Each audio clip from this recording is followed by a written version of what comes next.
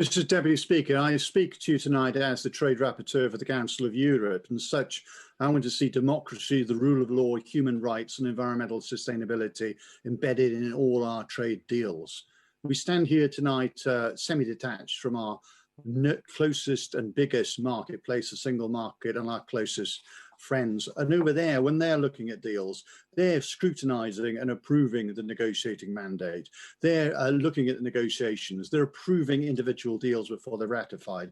But here, we haven't seen and agreed the mandate. We haven't looked at negotiations. And these rules, these deals are already binding in international law because they've already been passed and ratified. The EU deal was in fact dumped on us on Christmas Eve in a half-filled sacked marked take it or leave it, and we found it didn't even include any services, which are 80% of our economy. The Japan deal, worth 1.5 billion, would have been worth 2.6 billion via the EU. As regard the US, it's good to see the back of Trump and his isolationism and his climate skepticism. We should embrace President Biden now in COP26 to ensure that environmental sustainability is central to all future trade agreements. As regard the Trans-Pacific Partnership, the US and India standing back. It's dominated by China, which is 18% of global GDP, and China grew by 4.9% even last year through the pandemic. China is no friend of democracy, as we've seen in Hong Kong. It's no friend of human rights, as we've seen with the Uyghur Muslims.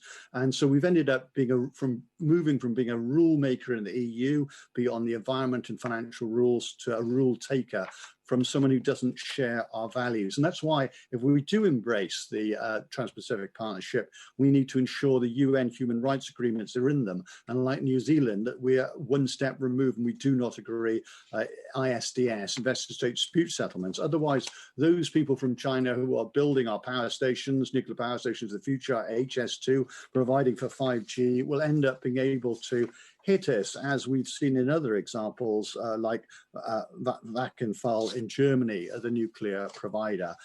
In a nutshell, with China, we need to confront human rights, compete on trade, can cooperate on climate change and health. And it's important that our COP26, our G7, and our Security Council chairpersonships embrace our fundamental values of democracy, the rule of law, human rights, a fair trade, and our environment.